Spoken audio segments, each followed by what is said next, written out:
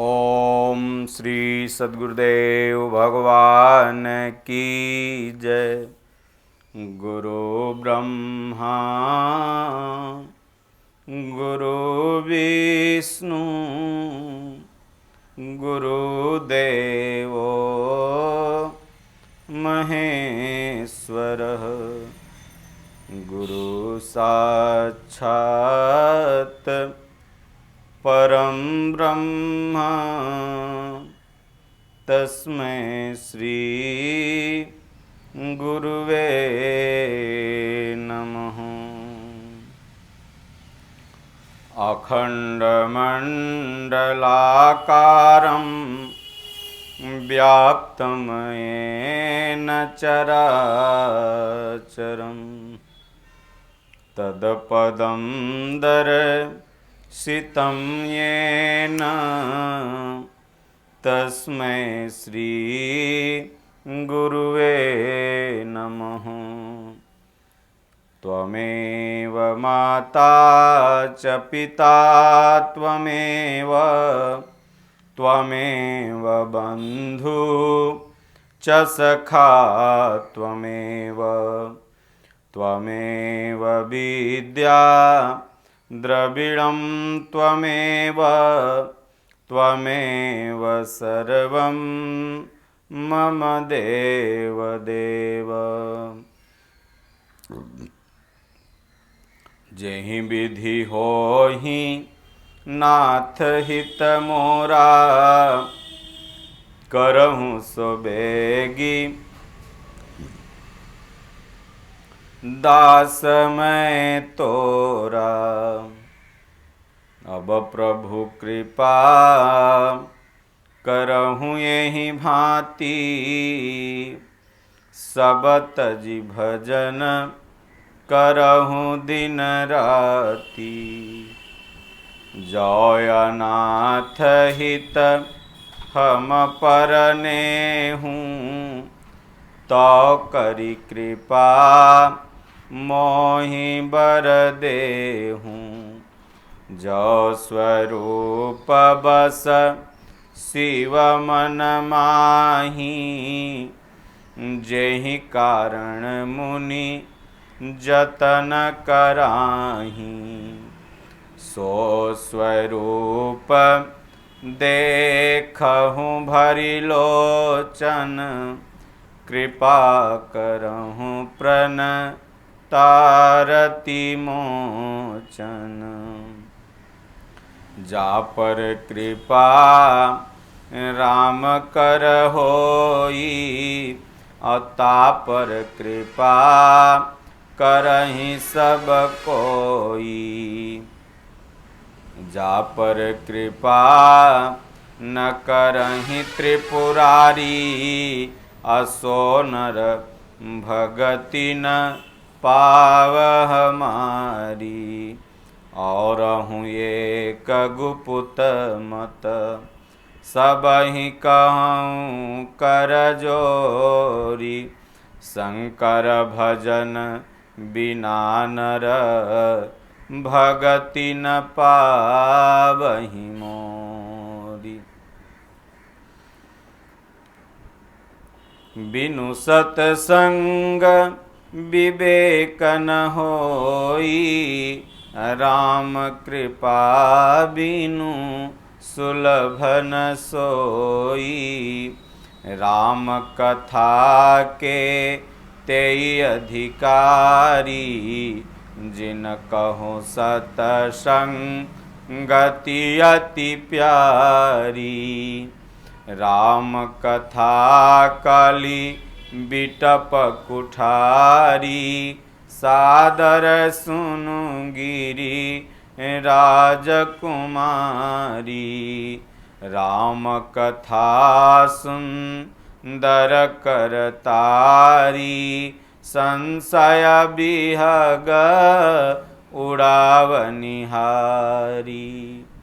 बोलो जय सिया राम जय जय सिया राम।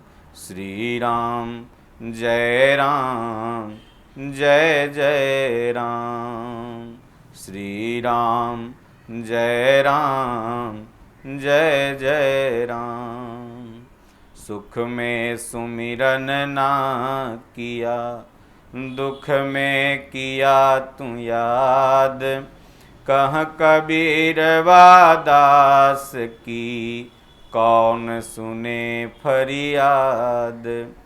दुख में सुमिरन सब करे, सुख में करे न कोय। जो सुख में सुमिरन करे, तो दुख काहे होय। बोलिए श्री सद्गुरुदेव भगवान की जय। श्री रामचरितमानस भाग 19 हिंदी टीका बालकांड परशुराम जी का क्रोधित होना।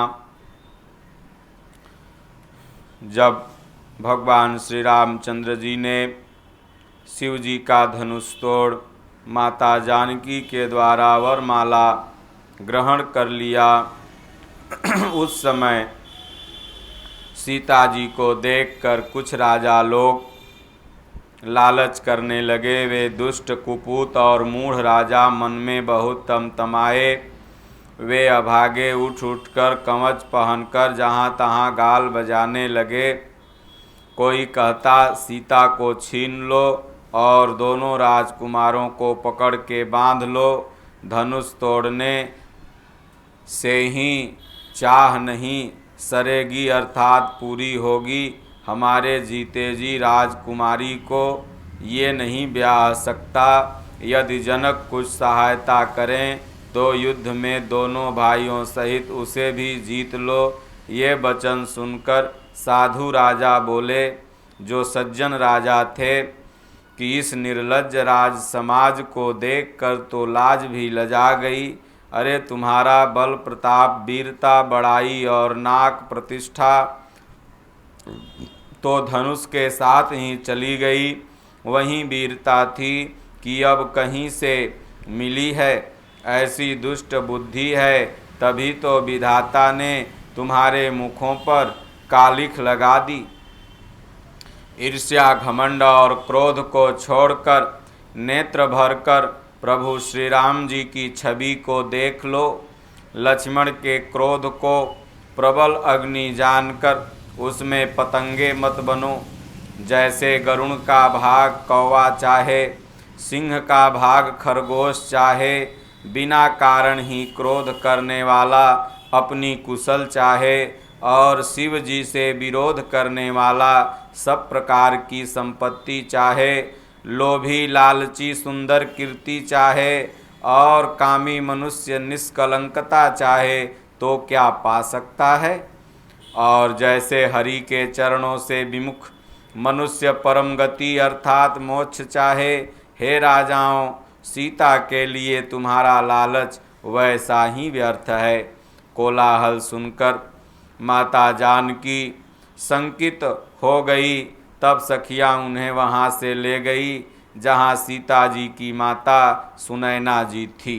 प्रभु श्री रामचंद्र जी मन में सीता जी के प्रेम का बखान करते हुए स्वाभाविक चाल से गुरु के पास चले। रानियों सहित माता सीता जी दुष्ट राजाओं के दुर्वचन सुनकर सोच के वश हैं कि न जाने विधाता अब क्या करने वाले हैं। राजाओं के वचन सुनकर लक्ष्मण जी इधर उधर ताकते हैं, किंतु प्रभु श्री रामचंद्र जी के डर से कुछ बोल नहीं सकते। उनके नेत्र लाल और भौहें टेढ़ी हो गई और वे क्रोध से राजाओं की ओर देखने लगे, मानो मतवाले हाथियों का झुंड देखकर सिंह के बच्चे को जोश आ गया हो। खलबली देखकर जनकपुर की स्त्रियां व्याकुल हो गई और सब मिलकर राजाओं को गालियां देने लगी। उसी मौके पर शिव जी के धनुष का टूटना सुनकर भृगुकुल रूपी कमल के सूर्य परशुराम जी आए। इन्हें देखकर सब राजा सकुचा गए, मानो बाज के झपटने पर बटेर लुक छिप गए हों। गोरे शरीर पर विभूति भस्म, बड़ी सुंदर लग रही थी और विशाल ललाट पर त्रिपुंड धारण किए हुए थे। सिर पर जटा है, सुंदर मुख चंद्र क्रोध के कारण कुछ लाल हो आया है। आंखें चढ़ी हुई हैं, सहज ही देखते हैं तो भी ऐसा जान पड़ता है मानो क्रोध कर रहे हों। बैल के समान ऊंचे और पुष्ट कंधे, छाती और भुजाएं विशाल हैं। सुंदर यज्ञोपवीत धारण किए हुए, माला पहने और मृग चर्म लिए हुए, कमर में मुनियों का वस्त्र वक्कल और 2 तरकस बांधे हुए, हाथ में धनुष बाण और सुंदर कंधे पर फरसा धारण किए हैं। शांत वेश है परंतु करनी बहुत कठोर है। स्वरूप का वर्णन नहीं किया जा सकता, मानो वीर रस ही मुनि का शरीर धारण करके वहाँ पर आ गया हो राज समाज में। परशुराम जी का भयानक वेश देखकर सब राजा भय से व्याकुल हो उठ खड़े हुए और पिता सहित अपना नाम कहकर सब परशुराम जी को दंडवत प्रणाम करने लगे। परशुराम जी हित समझकर भी सहज ही जिसकी ओर देख लेते वह समझता मानो मेरी आयु पूरी हो गई है। फिर जनक जी ने आकर सिर नवाया और माता सीता जी को बुलाकर प्रणाम करवाया। परशुराम जी ने सीता जी को आशीर्वाद दिया। सखियां हर्षित हुई और वहाँ अधिक देर ठहरना ठीक न समझकर सीता जी को लेके चली गई। फिर विश्वामित्र जी आकर मिले और उन्होंने भाइयों सहित राम और लक्ष्मण जी को मुनि के चरणों पर गिराया। विश्वामित्र ने कहा, ये राम और लक्ष्मण राजा दशरथ के पुत्र हैं। उनकी सुंदर जोड़ी देखकर परशुराम जी ने उन्हें आशीर्वाद दिया। कामदेव के भी मद को छुड़ाने वाले प्रभु श्री रामचंद्र जी अपार रूप के खान हैं, उसको देखकर परशुराम जी स्तंभित रह गए। फिर सब देखकर जानते हुए भी अनजान की तरह जनक जी से पूछते हैं, कहो यह बड़ी भारी भीड़ कैसी है जनक? उनके शरीर में क्रोध छा गया, जिस कारण सब राजा आए थे। राजा जनक वे सब समाचार सुनाए। जनक के वचन सुनकर परशुराम जी ने फिर दूसरी ओर देखा तो धनुष के टुकड़े पृथ्वी पर दिखाई दिए।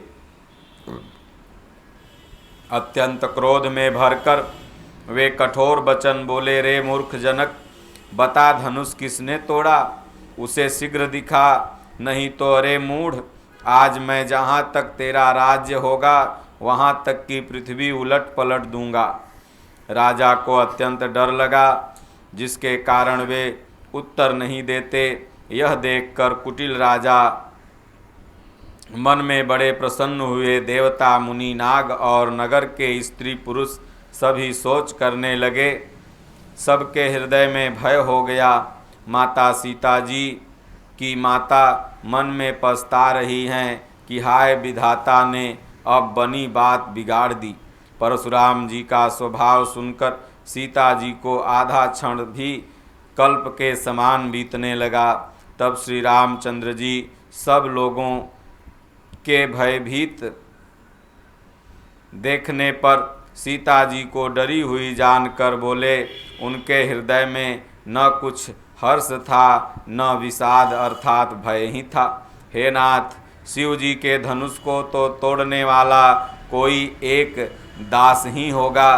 क्या आज्ञा है? मुझसे क्यों नहीं कहते? यह सुनकर क्रोधी मुनि रिसा कर बोले, सेवक वह है जो सेवा का काम करे, शत्रु का काम करके तो लड़ाई ही करनी चाहिए। हे राम सुनो, जिसने भी शिव जी के धनुष को तोड़ा है वह सहस्त्रबाहु के समान मेरा शत्रु है। वह इस समाज को छोड़कर अलग हो जाए, नहीं तो सभी राजा मारे जाएंगे। मुनि के वचन सुनकर लक्ष्मण जी मुस्कुराए और परशुराम जी का अपमान करते हुए बोले, हे गोसाई, लड़कपन में हमने तो बहुत सारी धनुही तोड़ी है, किंतु आपने ऐसा क्रोध कभी नहीं किया। इसी धनुष पर इतनी ममता आपकी क्यों है? यह सुनकर भृगुवंशी ध्वजा स्वरूप परशुराम जी कुपित होकर कहने लगे, अरे राजपुत्र, काल के वश होने से तुझे बोलने में कुछ भी होश नहीं है। सारे संसार में विख्यात शिव जी का यह धनुष क्या धनु ही के समान है? लक्ष्मण जी ने हंस के कहा, हे देव सुनिए, हमारे जान में तो सभी धनुष एक से ही है। पुराने धनुष के तोड़ने में क्या हानि लाभ? प्रभु श्री रामचंद्र जी ने तो इसे नवीन के धोखे से देखा था, फिर यह तो छूने से टूट गया। इसमें रघुनाथ जी का कोई दोष नहीं है। मुनि, आप बिना ही कारण किस लिए क्रोध करते हैं? परशुराम जी अपने परसे की ओर देखकर बोले, अरे दुष्ट, तूने मेरा स्वभाव नहीं सुना है? मैं तुझे बालक जानकर नहीं मारता हूँ। अरे मूर्ख, क्या तू मुझे निरा मुनि ही जानता है? मैं बाल ब्रह्मचारी और अत्यंत क्रोधी हूँ, क्षत्रिय कुल का शत्रु और विश्व भर में विख्यात हूँ। अपनी भुजाओं के बल से मैंने पृथ्वी को राजाओं से रहित कर दिया और बहुत बार उसे ब्राह्मणों को दान में दे दिया। हे राजकुमार, सहस्त्रबाहु की भुजाओं को काटने वाले मेरे इस फरसे को देख। अरे राजा के बालक, तू अपने माता पिता को सोच में वश न कर। मेरा फरसा बड़ा भयानक है, यह गर्भों के बच्चों को भी नाश करने वाला है। लक्ष्मण जी हंसकर कोमल वाणी में बोले, अहो मुनीश्वर, तो अपने को बड़ा भारी योद्धा आप समझते हैं, बार बार मुझे कुल्हाड़ी दिखाते हैं, फूंक से आप पहाड़ उड़ाना चाहते हैं। यहाँ कोई कुम्हड़े की बतिया अर्थात छोटा कच्चा फल नहीं है जो तर्जनी अर्थात सबसे आगे की उंगली को देखते ही मर जाती है। कुठार और धनुष बाण देखकर ही मैंने कुछ अभिमान सहित कहा था। भृगुवंशी समझकर यह यज्ञोपवीत देखकर तो जो कुछ आप कहते हैं उसे मैं क्रोध को रोक कर सह लेता हूँ। देवता, ब्राह्मण, भगवान के भक्त और गौ पर हमारे कुल के लोग वीरता नहीं दिखाते, क्योंकि इन्हें मारने से पाप ही लगता है और इनसे हार जाने पर अपकीर्ति होती है। इसलिए आप मारें तो भी आपके पैर ही पड़ना चाहिए। आपका एक एक वचन ही करोड़ों वज्रों के समान है। धनुष, बाण और कुठार तो आप व्यर्थ ही धारण करते हैं। इन्हें अर्थात धनुष, बाण और कुठार को देखकर मैंने कुछ अनुचित कहा हो तो उसे हे धीर महामुनि क्षमा कीजिएगा। यह सुनकर भृगुवंशमणि परशुराम जी क्रोध के साथ गंभीर वाली बोले, हे विश्वामित्र सुनो, यह बालक बड़ा कुबुद्धि और कुटिल है। काल के वश होकर यह अपने कुल का घातक बन रहा है। यह सूर्यवंशी पूर्णचंद्र का कलंक है। यह बिल्कुल उदंड, मूर्ख और निडर है। अभी क्षण भर में यह काल का ग्रास हो जाएगा। मैं पुकार कर कह देता हूँ, फिर मुझे कोई दोष नहीं दे। यदि तुम इसे बचाना चाहते हो तो हमारा प्रताप, बल और क्रोध बताकर इसे मना कर दो। लक्ष्मण जी ने कहा, हे मुनि, आपका सुयश आपके रहते दूसरा कौन वर्णन कर सकता है? आपने अपने ही मुख से अपनी करनी अनेकों बार बहुत प्रकार से वर्णन की है। इतने पर भी संतोष न हुआ हो तो और कुछ कह डालिए। क्रोध रोककर असह दुख मत सहिए। आप वीरता का व्रत धारण करने वाले, धैर्यवान, क्षोभ रहित, गाली देते शोभा नहीं पाते। सूरवीर तो युद्ध में करनी अर्थात सूरवीरता का कार्य करते हैं। कहकर अपने को नहीं जानते। शत्रु को युद्ध में उपस्थित पाकर कायर ही अपने प्रताप की डींग मारा करते हैं। आप तो मानो काल को हाँक लगाकर बार बार उसे मेरे लिए बुलाते हैं। लक्ष्मण जी के कठोर वचन सुनते ही परशुराम जी अपने भयानक फरसे को सुधार कर हाथ में ले लिया और बोले, अब लोग मुझे दोष न दें, यह कड़ुआ बोलने वाला बालक मारने योग्य ही है। इसे बालक देखकर मैंने बहुत बचाया, पर यह सचमुच मेरे हाथों मारा जाएगा। विश्वामित्र जी ने कहा, अपराध क्षमा कीजिए, बालकों के दोष और गुणों को साधु लोग नहीं गिनते। परशुराम जी बोले, तीखी धार का कुठार मैं, दया रहित और क्रोधी, और यह गुरुद्रोही और अपराधी मेरे सामने उत्तर दे रहा है। इतने पर भी मैं इसे बिना मारे छोड़ रहा हूँ, सो विश्वामित्र केवल तुम्हारे शील प्रेम से, नहीं तो इसे इस कठोर कुठार से काटकर थोड़े ही परिश्रम से गुरु ऋण से उऋण हो जाता। विश्वामित्र जी ने हृदय में हंसकर कहा, मुनि को हरा ही हरा सूझ रहा है, अर्थात सर्वत्र विजयी होने के कारण ये श्री राम लक्ष्मण को भी साधारण क्षत्रिय ही समझ रहे हैं, किंतु यह लोहमयी अर्थात केवल फौलाद की बनी हुई खाण खड़ा खड्ग है, ऊख की रस की खाण नहीं जो मुंह में लेते ही गल जाए। खेद है, मुनि अब भी बेसमझ बने हुए हैं, इनके प्रभाव को नहीं समझ रहे। लक्ष्मण जी ने कहा, हे मुनि, आपके शील को कौन नहीं जानता, वह संसार भर में प्रसिद्ध है। आप माता पिता को अच्छी तरह ऋण से उऋण हो गए, अब गुरु के ऋण रहा जिसका जी में बड़ा सोच लगा है, वह मानो हमारे ही मत्थे काढ़ा था। बहुत दिन बीत गए, इसके ब्याज भी बहुत बढ़ गए होंगे, अब किसी हिसाब करने वाले को बुला लीजिए तो मैं तुरंत थैली खोल कर दे दूं।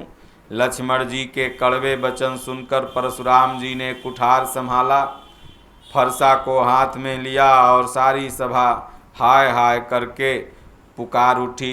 लक्ष्मण जी ने कहा, हे भृगुश्रेष्ठ, आप मुझे फरसा दिखा रहे हैं, पर हे राजाओं के शत्रु, मैं ब्राह्मण समझ के आपको छोड़ रहा हूँ।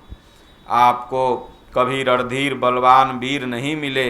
हे ब्राह्मण देवता, आप घर ही में बड़े हैं। यह सुनकर अनुचित कहकर सब लोग पुकार उठे। तब श्री रघुनाथ जी ने इशारे से लक्ष्मण जी को रोक दिया। लक्ष्मण जी के उत्तर से जो आहुति के समान परशुराम जी के क्रोध रूपी अग्नि को बहुत बढ़े देखकर रकुल सूर्य ने श्री रामचंद्र जी ने जल के समान शांत करने वाला वचन बोले, हे नाथ, बालक पर कृपा कीजिए, इस सीधे और दुधमुहे बच्चे पर क्रोध न कीजिए। यदि यह प्रभु का आपका कुछ भी प्रभाव जानता तो क्या यह बेसमझ आपसे बराबरी करता? बालक यदि कुछ चपलता भी करता है तो गुरु पिता और माता मन में आनंद से भर जाते हैं, अतः इसे छोटा बच्चा और सेवक जानकर कृपा कीजिए। आप तो समदर्शी, सुशील, धीर और ज्ञानी मुनि हैं। प्रभु श्री रामचंद्र जी के वचन सुनकर वे कुछ ठंडे पड़े। इतने में लक्ष्मण जी कुछ कहकर फिर मुस्कुरा दिए। उनको हंसते देखकर परशुराम जी के नख से सिक तक सारे शरीर में क्रोध छा गया। उन्होंने कहा, हे राम, तेरा भाई बड़ा पापी है। यह शरीर से गोरा और हृदय का बड़ा काला है। यह विषमुख है, दूधमुहा नहीं, स्वभाव से ही टेढ़ा है। तेरा अनुसरण नहीं करता, तेरे जैसा शीलवान नहीं है। यह नीच मुझे काल के समान नहीं देखता। लक्ष्मण जी ने हंस के कहा, हे मुनिश्रेष्ठ, सुनिए, क्रोध पाप का मूल है, जिसके वश में होकर मनुष्य अनुचित कर्म कर बैठता है और विश्व भर में प्रतिकूल चलते अर्थात सबका अहित करता है। हे मुनिराज, मैं आपका दास हूँ, अब क्रोध त्याग कर दया कीजिए। टूटा हुआ धनुष क्रोध करने से तो जुड़ नहीं जाएगा। खड़े खड़े पैर दुखने लगे होंगे, बैठ जाइए। यदि धनुष अत्यंत ही प्रिय हो तो कोई उपाय किया जाए, किसी बड़े गुणी कारीगर को बुलाकर उसे जुड़वा दिया जाए। लक्ष्मण जी के बोलने से जनक जी डर जाते हैं और कहते हैं बस चुप रहिए, अनुचित बोलना अच्छा नहीं। जनकपुर के स्त्री पुरुष थर थर काँप रहे हैं और मन ही मन कह रहे हैं कि छोटा कुमार बड़ा ही खोटा है। लक्ष्मण की निर्भय वाणी सुनकर परशुराम जी का शरीर क्रोध से काँप रहा है और उनके बल की हानि हो रही है, उनका बल घट रहा है।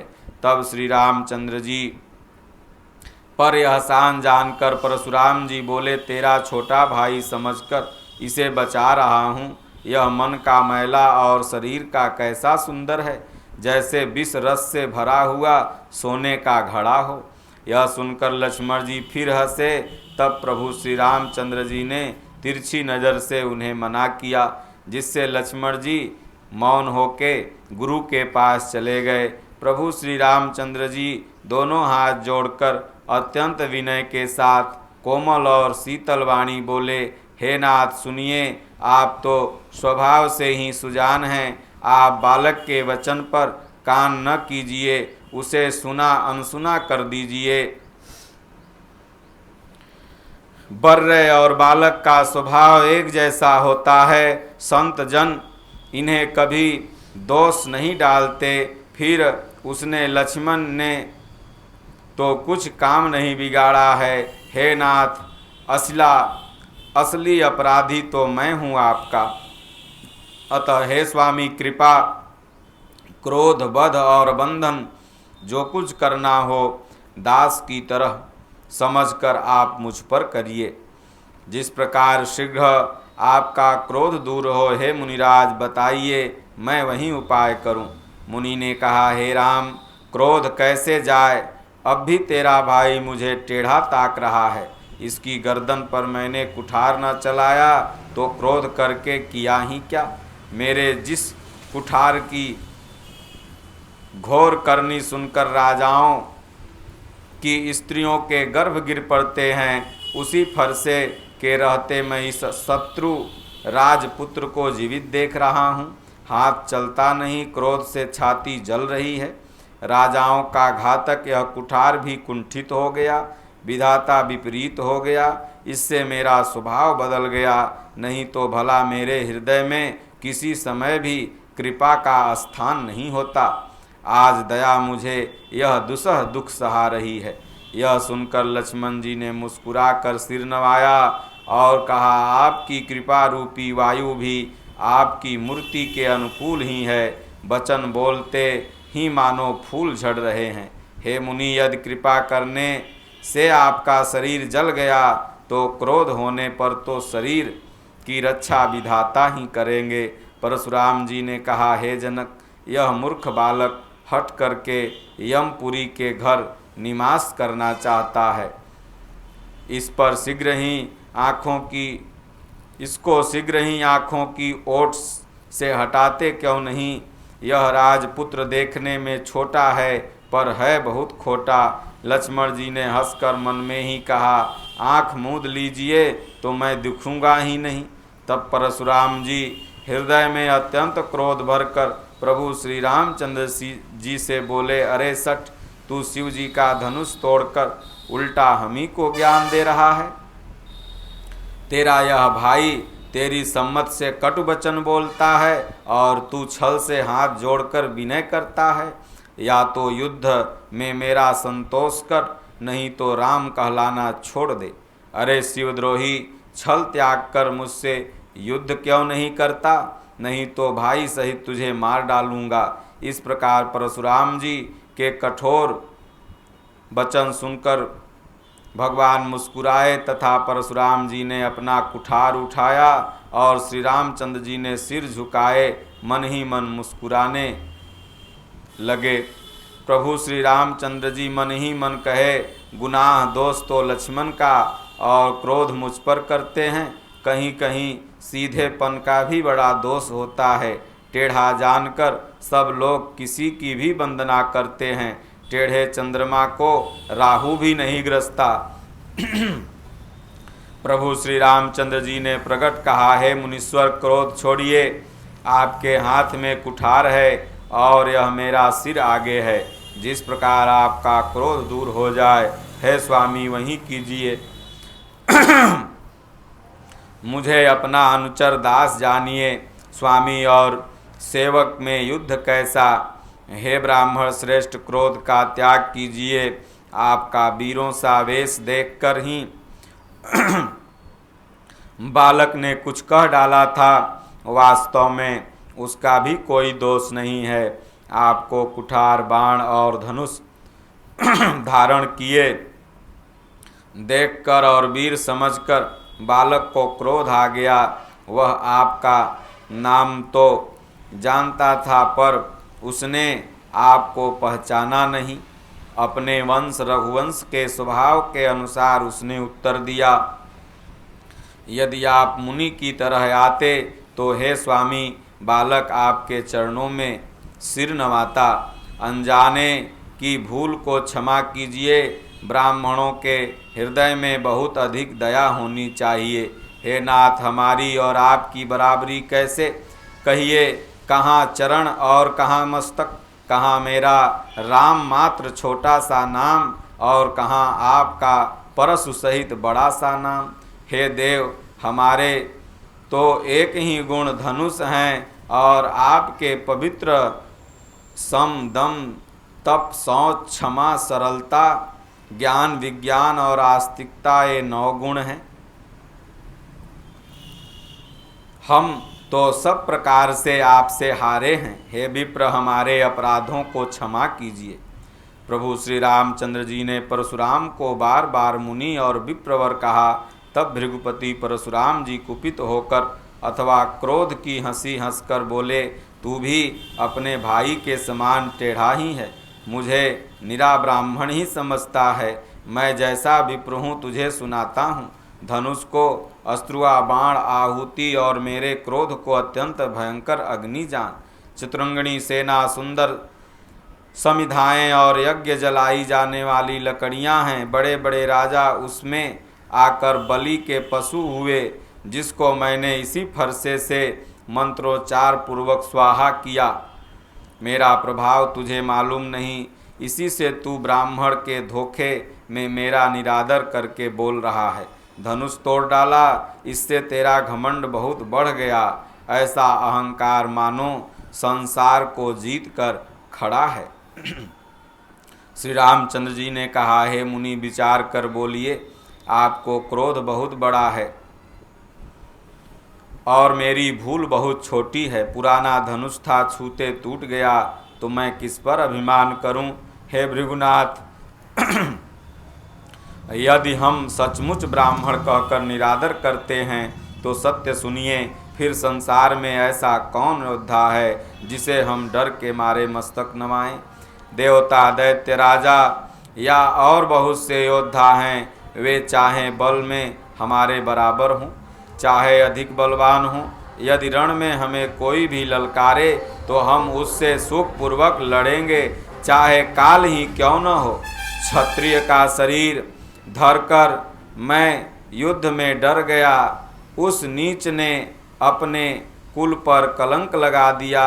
मैं स्वभाव से ही कहता हूँ, कुल की प्रशंसा करके नहीं। रघुवंशी तो रण में काल से भी नहीं डरते।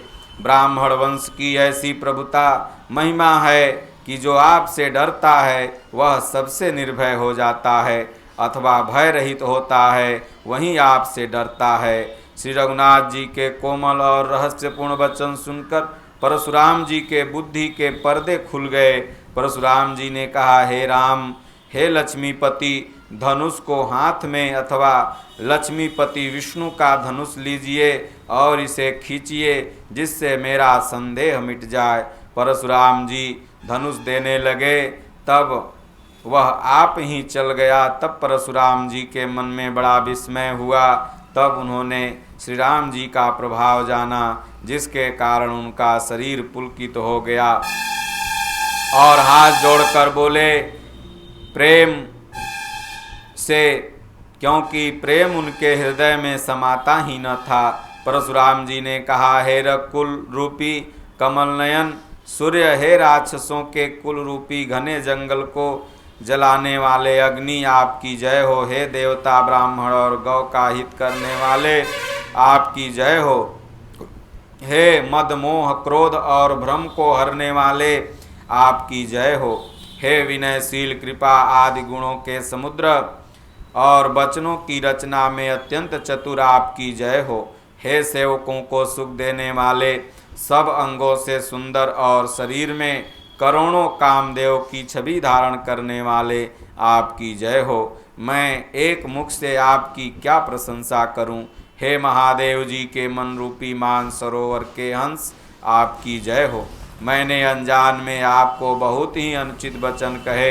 हे क्षमा के मंदिर दोनों भाई, मुझे क्षमा कीजिए। हे रघुकुल के पताका स्वरूप प्रभु श्री रामचंद्र जी आपकी जय हो। ऐसा कहकर परशुराम जी तप के लिए वन में चले गए। फिर देवताओं ने भगवान के ऊपर फूल बरसाया। फिर जनक ने अयोध्या में दूत भेजा दशरथ को बुलाने के लिए। ओम श्री सद्गुरुदेव भगवान की जय। बोलो जय सिया राम, जय जय सिया राम। बोलो जय राजा राम, जय जय राजा राम। बोलो जय सिया राम, जय जय सिया राम। राम कथा सुंदर करतारी, संशय बिहग उड़ावनिहारी। राम कथा के तेई अधिकारी, जिन कहो सतसा गति अति प्यारी। राम कथा कलि बिटप कुठारी, सादर सुनु गिरि राजकुमारी। ओम श्री सद्गुरुदेव भगवान की जय। हरि ओम। शांति शांति शांति।